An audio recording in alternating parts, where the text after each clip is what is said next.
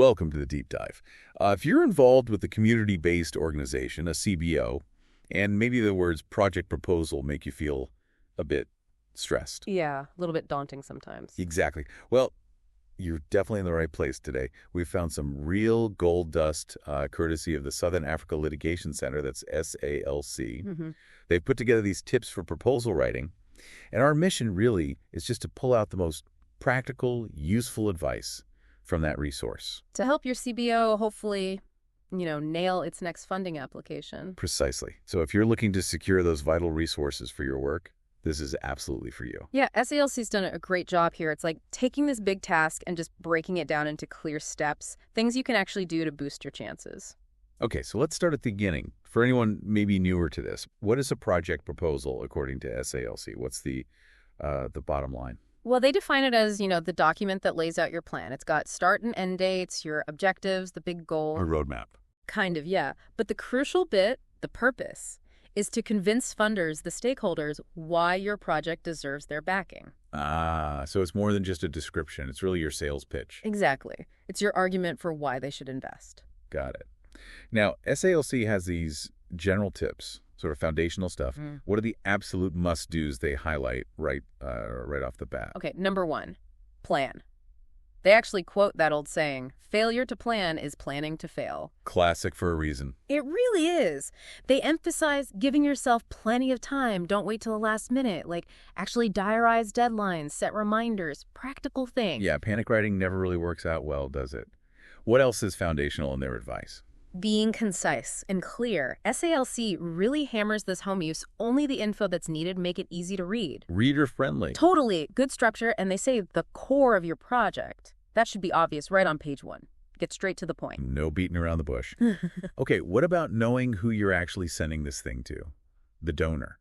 Oh, absolutely vital. SALC spends a good bit of time on this.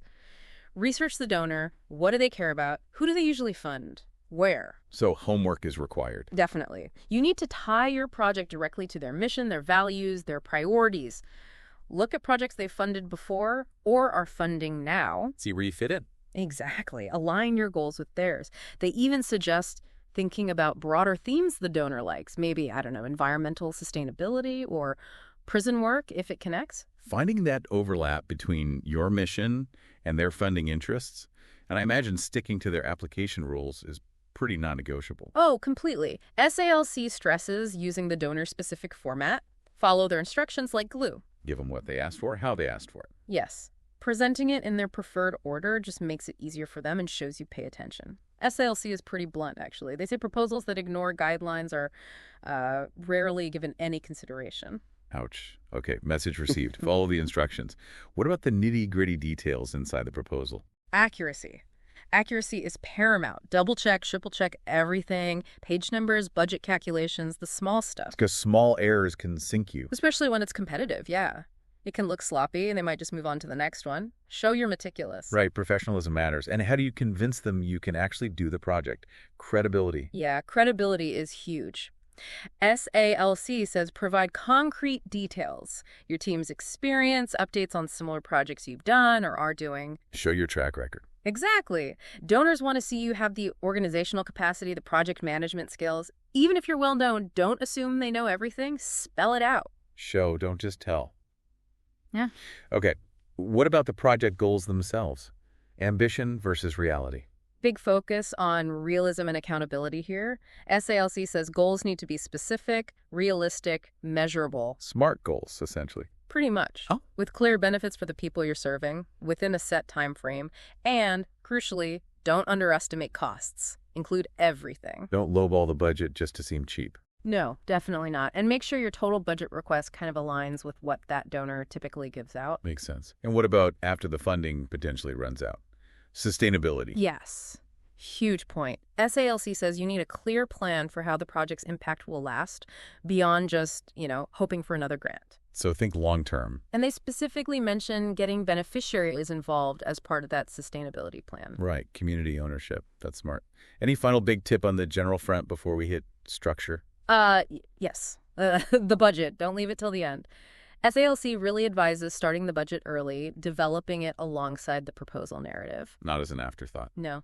And get your program people and finance people talking to each other. Collaboration is key to avoid budget problems down the line. Good advice. Teamwork makes the dream work, even on budgets. Okay, so that's the foundation.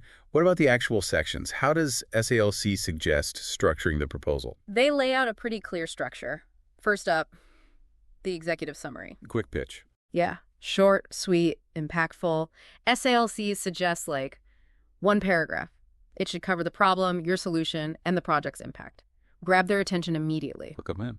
Okay, what's next? Project background. This is where you give the context. Why is this project needed? Set the scene? Exactly. Yeah. Briefly cover the history of the problem, give a concise summary of your project again, and maybe explain how the idea for this project came about.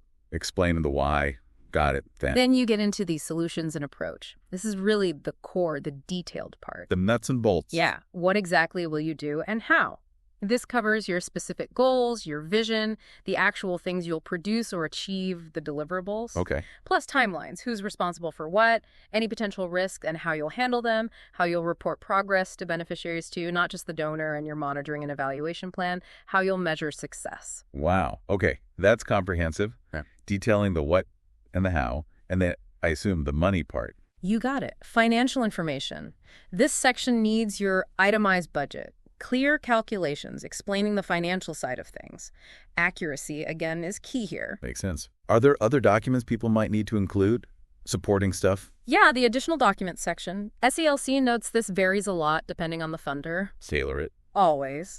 But it could include things like contact details for whoever is authorized to sign, project location info, your CBO's financial statements, maybe promotional materials, relevant studies, letters of support, even a glossary if you use specific terms. Check the specific requirements for each funder, basically. Absolutely. And finally, how do you wrap it all up? The grand finale. The conclusion. This is your chance to summarize the main points one last time. SALC says highlight the most crucial info again to really boost your chances of approval. Leave them with a strong, clear final thought. Fantastic. That's really practical, actionable advice from SALC. It sounds like it boils down to being planned, knowing your audience, being clear, credible, and following the rules. That sums it up pretty well.